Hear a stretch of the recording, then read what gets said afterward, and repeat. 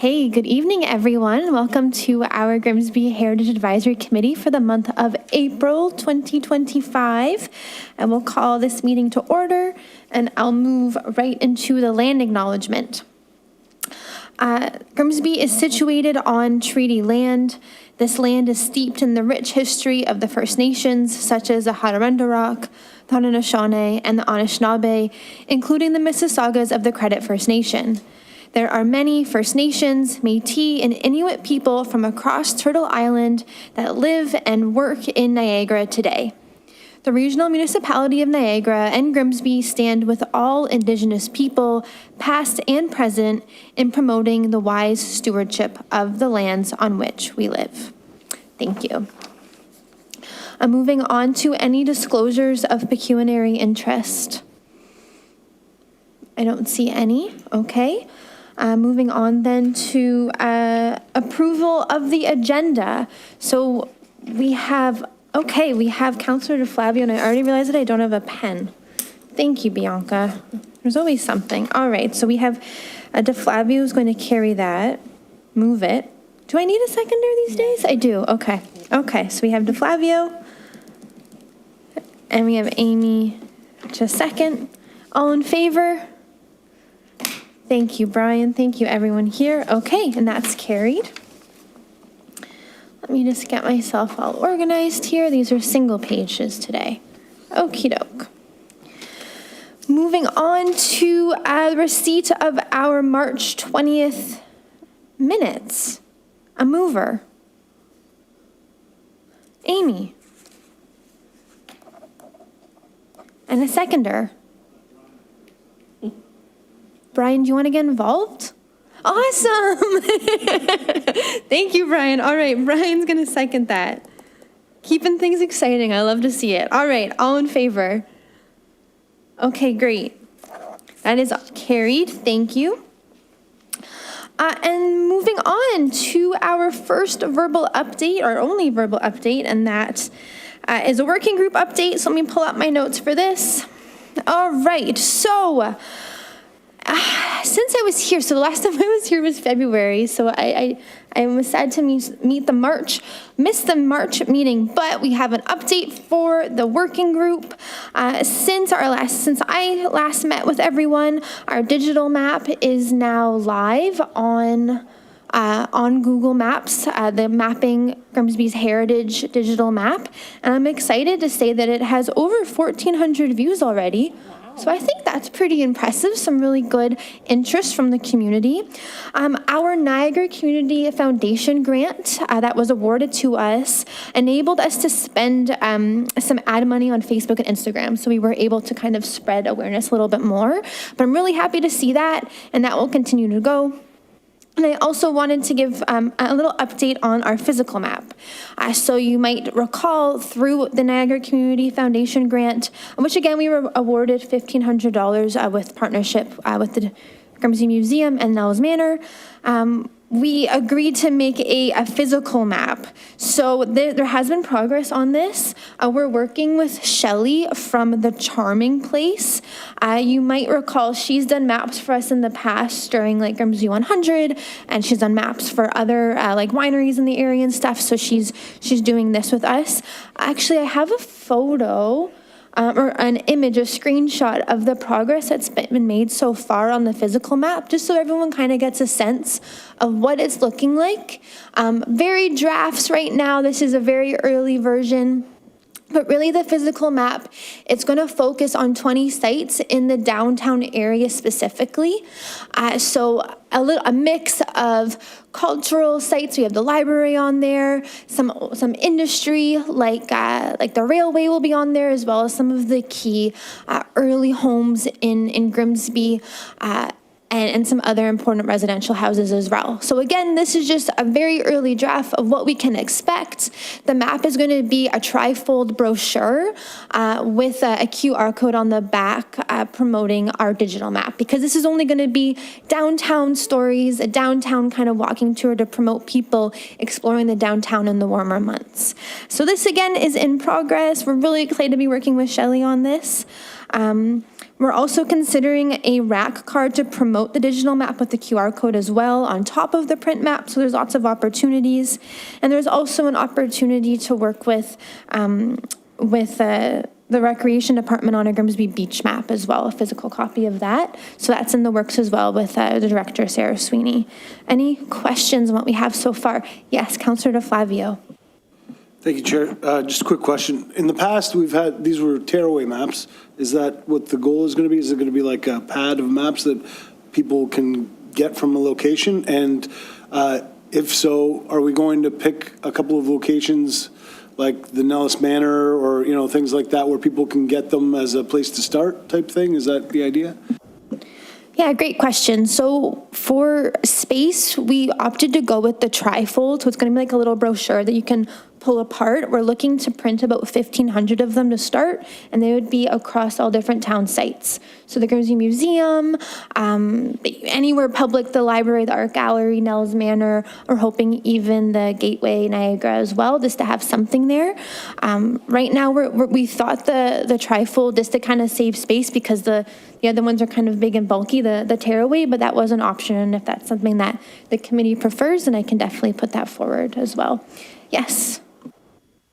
No, I think the trifold's great. It's I was just getting more information. If you're adding QR codes, then a QR code to the digital map that you mentioned it sounds like a great idea because it means that this has double value, right? It not only is something people can physically use, but it leads them to the other more thorough historical information and all the other details. So I love it. Thank you.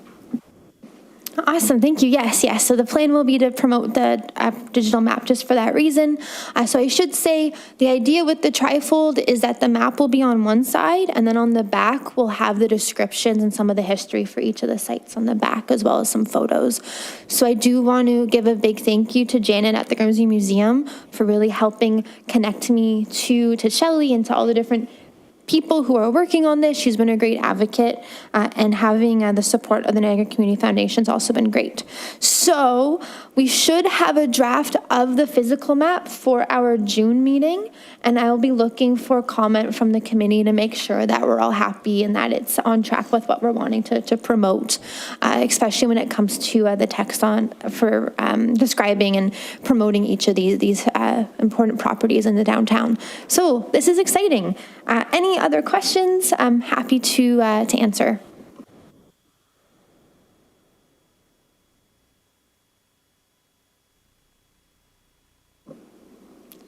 Okay, awesome. Thank you, everyone.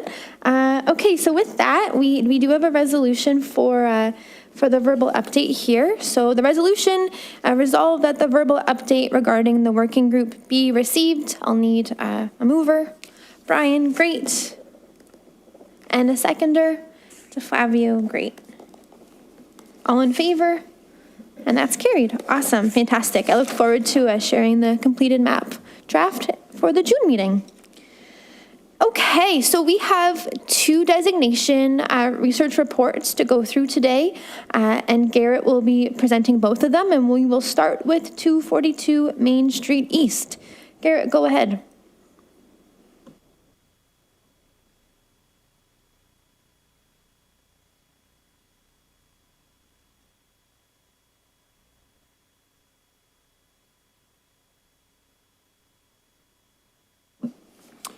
Thank you through you, Chair. Staff would like to note that all property owners have been informed of the proposed designation of their property. Staff would also like to thank the Grimsby Historical Society for all of their contributions towards the preservation of the town's cultural heritage value, as well as Wayne Mullins from Legacy Research. Based on the assessment of cultural heritage value and interest, staff recommend that the property at 242 Main Street East be designated under Part 4 of the Ontario Heritage Act. Staff have concluded that the property has met 5 out of 9 prescribed criteria of the Ontario Regulation 906. The property meets the criteria for historical and associative value because the structure at 242 Main Street East has associations with and was built as a home for Albert Oscar Boslaw, a fruit farmer regarded as Grimsby's last living Fenian Raid veteran. Albert and his wife, Sarah Jane Calder, were members of the Order of Good Templars, in which they both held senior roles. Albert and Sarah Jane also maintained long connections, including owning the land that held the Methodist campgrounds. Albert's father was a founder of Grimsby Park, and Albert and his family were also very involved in the campground operations. At a young age, Albert assisted with the horse rotations for coaches stopping at Grimsby Beach. Albert went on to become an engineer and worked on the Canadian Southern Railroad. Upon his return to Grimsby, Albert served as a health inspector and the oldest county constable in Lincoln County, wearing badge number 2. He spent many years handling the police work of both the Old Park and Grimsby Beach. The property was operated as a farm for fruit and other crops since at least 1871, developing its own variety of peach called Boslaw's Late, at a time when tender fruit farming became financially viable in Grimsby. The property meets the criteria for contextual value because the Albert Boslaw House is physically, visually, and historically linked to its surroundings. The historic dwelling is directly associated with the Boslaw family and their use of the lands as a farm from the 1870s. The property was home to 3 different farms over the span of 90 years.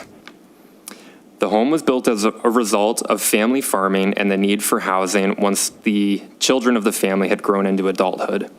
The original farm included both 242 Main Street West as well as the original family home built by the family patriarch, John B. Boslaw, located at what is now 245 Main Street East. These farmhouse estates are surviving examples of the area's 19th and 20th century agricultural history and visually illustrate the development that occurred during the height of the farming industry. Further, the historic estates visually illustrate the scale of the original farming operation conducted by the Boslaw family. Based on the assessment of cultural heritage value or interest and significant findings, staff recommend that the property at 242 Main Street East be designated under Part 4 of the Ontario Heritage Act. Thank you. That's great. Thanks, Garrett. Are there any questions or comments from the committee? Yes, Councillor DeFlavio, go ahead. Thanks, Chair. Through you. So the outside of the house has obviously seen some significant changes over the years. Have you had a chance to, you mentioned that the property owners have been consulted. Have you have staff had a chance to go in the house and see the conditions and see how much of it is original and how much has been replaced? Because there's obvious siding and the porch that have been added over time that are visible from the street. I don't know what else, what other kinds of changes have occurred over time. So if you could speak to that. Through the chair, I did have an opportunity to work with the property owners when they put the new porch on. So they had a porch that was added later and it was experiencing a lot of rot. It wasn't original to the house, but we actually worked together when they put on the new porch to do something that was correct for the right period.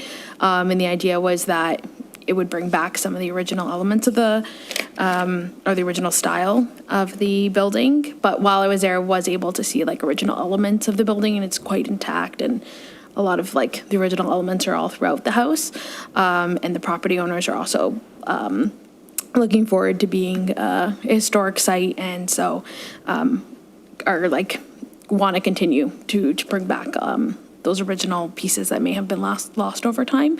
But it was in a lot of ways an example of a vernacular farmhouse. So I don't know exactly how much decoration was on it because it was used for the farming operation. So I think the idea of the porch was to bring back kind of that original style, but it definitely holds its original design, which was that vernacular farmhouse. Thank you for that question, Councillor DeFlavio, and the answer, Bianca. I was going to ask if you have been in contact with the homeowner, is it possible to get a couple of pictures of what you're looking to designate, in terms of heritage attributes? Just because the report right now doesn't have much showing the house itself as it stands. So I wonder if that might help kind of bolster the, reasons to designate, and also give us a visual indicator of what it looked like at the time of designation. Is that something that might be possible? Through the chair, yes, I can definitely reach out to them. I know they have a copy of the report, and so we wanted to meet with them anyways when we do the bylaws, so we can ask them if we can add in a few more. Okay, Okay, that'd be great. I know that was a question that we had for the Anderson house that we'll be going back to later on. But I think it's good to have an indication of what the house looks like at the time of designation. But with that being said, those stories that you've been able to uncover about the house, I find really interesting, and the family, and Albert specifically, you know, being a Fenian Raid soldier, but also being so involved with the community, like, you know, early policemen, and then even the Dowie family being involved with the Peach Kings. I think, you know, these kind of stories paint a really fun, interesting picture of how these communities were so ingrained and interconnected at the time. So I do appreciate those stories. And I just thought also, I noticed there was a source about, well, you mentioned, the report mentions that the Grimsby Beach planning mill probably built the house. I was just looking for a source for that, just because I think it's sourced as, I think it's that. I'm getting confused. That might be one that was sourced just by Wayne. But anyway, I just thought that might be something that's worth knowing. Thank you, through you, Chair. So we were able to verify that the Boslaw family did own the planing mill, which would have been on the property at the time. So that's why we're fairly certain that the materials prepped for the house would have come from that mill, but we don't have definitive evidence. So that's why it was included in that section of the 906, as it has the potential to hold that information. Thank you. Okay, thank you. So it's just kind of an inference being made, which probably, like you mentioned in the report, the evidence is probably pretty strong, but I was just more curious, just to know if we could back that up with a source. But I just want to comment, this is just history nerd Sarah talking, but I love agricultural censuses so much. So it's always so interesting to be able to see what they were able to produce on the farm at a specific time, and then knowing what's there now. Like, it paints such a detailed picture about what these farming families were able to do with their property. So that was just history nerd Sarah wanting to say something about sources. Thank you, through you, Chair. I just wanted to add in a little bit more about the context of the property as well. At the time of construction, the house would have been located in a very rural part of Grimsby. So even though it's on, you know, the Main Street East corridor, that's fully residential lots now, it would have been a house very removed from the downtown part of Grimsby at the time. Thank you. Yes, thank you. That's exactly why I think it's so good to include those sources in there, so we can get a better sense. And then also getting a sense of how that family evolution of the land and how things were split off and new houses were built on the property related to. So I think that tells a really good evolution of Grimsby and the families that kind of settled here. Any other comments or questions from the committee?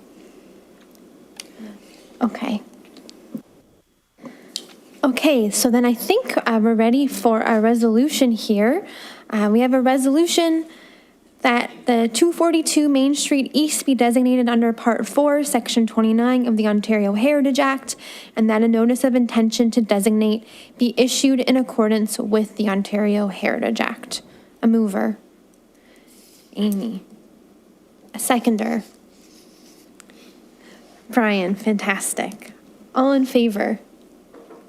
That's great. Thank you. That's carried. Awesome work, everyone. All right. We will move on to our next research report. This is 43 Main Street East, which has come to us in the past and is back, revamped and updated. So, Garrett, give us the update.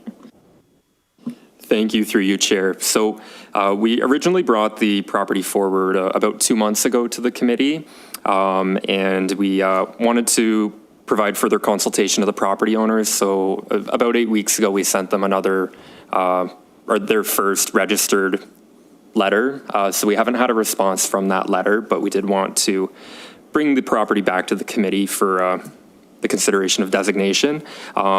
During that time as well, we also found a lot more associative value about the Anderson family that we've included in the report. So we've done a lot of updating to it as well. So based on the assessment of cultural heritage value or interest, staff recommend that the property at 43 Main Street East be designated under Part 4 of the Ontario Heritage Act. Staff have concluded that the property has met 7 out of 9 prescribed criteria of the Ontario Regulation 906. The property meets the criteria for design and physical value because 43 Main Street East is representative of the Italianate architectural style that was prevalent along Grimsby's Main Street corridors in the mid to late 19th century. The historic structure was constructed in 1884. During this time, the Italianate style was a preferred residential building style by many wealthy fruit farmers. And I did want to add in as well the images up on the screen. One is of a historic image, and the top image is kind of a juxtaposition of the historic image and what it looks like today. The heritage building is not connected to the commercial building in front, so there is a span between those two buildings. And the facade of the building is fairly intact. The property meets the criteria for historical and associative value because the dwelling has direct associations with the Anderson and Cargill families. The Andersons made many contributions towards the town, technology, and the war effort. These contributions include Grimsby Park, development of the railroad and steamboat transportation, the early urban development of the town. The family also hosted at the home Lord Minton and the Governor General of Canada at the time, Gilbert John Murray Kinmount Elliott. The family also supported the Grimsby Ladies Machine Gun Fund during the war, and they also supported the town's agricultural success, the Grimsby School Board. They were also a part of town council, the board of directors at Grimsby Park, the Women's Institute, and the Ladies Methodist Aid Association. The property meets the criteria for contextual value because the property at 43 Main Street East is historically linked to its surroundings. The Italianate dwelling was constructed on a raised area of land east of downtown, historically known as Anderson's Hill. The notable structure was built for the family on a property named Mountain View Orchards, and by 1900, the property was producing grapes, raspberries, pears, plums, peaches, and apples. Hugh and his family directly contributed to the prosperous tender fruit industry that was so influential in Grimsby's development during the late 19th and early 20th centuries. I just wanted to add in another interesting point. Around 1900, this was one of the most valuable properties in town as well. Based on the assessment of cultural heritage value or interest and significant findings, staff recommend that the property at 43 Main Street East be designated under Part 4 of the Ontario Heritage Act. Thank you. Thank you, Garrett, for providing that update on 43 Main Street East. Any comments or questions from the committee? Amy, yes, go ahead. Thank you, through you, Chair. No, I just want to say thank you for updating the information from the past meeting. I think that it adds value to it. I also agree that it's important, I think, despite not necessarily hearing back from the owners, that this is an important and significant property that we really should proceed with designation with. So just thanks for bringing it back and updating. Thank you for that comment, Amy. Anyone else from the committee? Brian, did I see your hand up? Yes, Brian, go ahead. Through you, Chair. Garrett, you made a comment there about this being the most valuable property around the 1900s, and I know it kind of went through a bit of, I think later on it ended up being sold to the town because they didn't pay their taxes. I'm just intrigued by your comment. Can you share a bit more about what you'd mentioned there? Through you, Chair. Yes, so that information came from Wayne Mullins from Legacy Research using the town's old tax assessment rolls, and that's how they were able to tell the value of the property at the time. I believe it was just a little bit before 1900 when it was one of the most valuable properties in the town. Thank you. And at the time, it also would have been pretty much adjacent to the downtown commercial area as well, kind of at the start of that residential area, and that might have added to the value of the property then too. Thank you. Thank you for providing that context. I will say, and hearing that, I noticed on, I think it was figure 16, it's like a shot of some of the downtown properties, and Anderson House sticks out. Like, it's so impressive. It's big, it's tall, so knowing that it has that value too makes a lot of sense. Councillor DeFlavio, go ahead. Yeah, I was going to say the same thing. I can just these reports always make you wish you could go in a time machine, just, you know, not to gamble on the past, like in Back to the Future. Just I just picture coming to the top of that hill and that spectacular house being on, you know, there, and because of where it was situated in proximity to the downtown, kind of at the top of a ridge, it's just it would have been a beautiful, beautiful home and property. It's sad that in I guess it would probably be around 1970 from the pictures there, that they decided to put a strip plaza in front of it, but that was the style of the times, and it's unfortunate, but, if somebody came back with a redevelopment where they put something behind the house, if anybody's listening, would be willing to listen to it. But yeah, it's a beautiful home.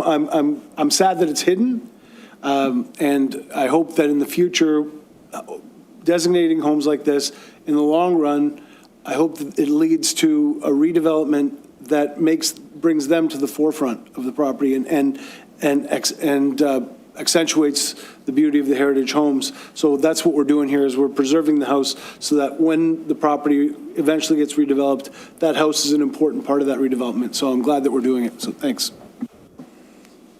Thank you for that comment, Councillor DeFlavio. And just to add on to that, I think that's why it's so important to designate it, because it's a fully intact house, knowing that the current strip mall is right in front of it and the front facade is fully intact. I think that's why we designate, for hopes that if anything was to happen in the future, we could protect the house as it looks now, and then whatever the development looks like happens around. So I also agree that I'm really glad this one came up, especially knowing like the cultural heritage landscape of the area. Like, all the other Main Street East houses have the fruit barns are still there. Like, this has lost so much of that character. So the fact that we have an intact house, that really, the exterior looks quite striking. I'm really glad that we're able to have that and recognize it, celebrate it, and then hope we can guide development in the future. So thank you. Yes, Garrett, go ahead. Yes. Thank you, through you, Chair. I did just want to reiterate to the committee as well. So although we've sent out the first registered letter to them, that was really just a letter stating our interest in designating the property and including the information report. So the next letter that we send out registered will have action items in it. So it's likely that we will be hearing from the property owners by then. Thank you. Thank you for clarifying that. I appreciate it. I do have a couple comments on the report itself, or just questions, I guess. So figure 4 is an aerial picture of downtown, but I was just wondering if maybe in the report it could be identified, like what vantage point we're looking at. Like, are we looking east, are we looking west? I was just a little bit confused, and it might actually help bolster the report to know if the Anderson House is on there and maybe what direction we're looking at. And then the other one I just wanted to bring up was a citation 21. It's incomplete on the report.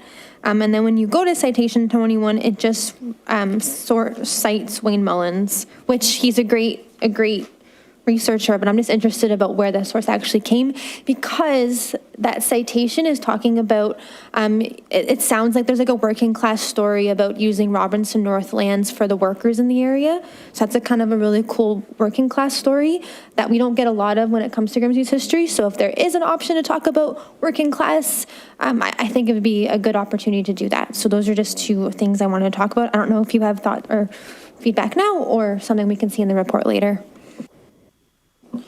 Through you, Chair, I'll have to verify the source, but or Wayne Mullins' source. But I do remember from that conversation, that statement. Basically, when he was constructing the home, a lot of the tradespeople actually came from out of town to build the home, which wasn't common to do at the time, but because of the high quality, that was what was chosen. And in lieu of payment, a lot of the contractors were given lots, which they never ended up building on, but they just kind of held on to, waited for the value to increase. So thank you for pointing that out. I'll firm that source up. Thank you. Awesome. And I find that so interesting. So yeah, I would love to know a little bit more about that. Thank you. Any other questions or comments from the committee? All right. I think we're ready then to move on to our resolution here. Resolved that 43 Main Street East be designated under Part 4, Section 29 of the Ontario Heritage Act, and that a notice of intention to designate be issued in accordance with the Ontario Heritage Act. A mover. Councillor DeFlavio. A seconder. Brian? All in favor? Okay, that's great. All that's carried. Okay, fantastic. Are there any announcements or new business from the committee this evening? Okay, all right. It looks like we're going to wrap it up nice and early then.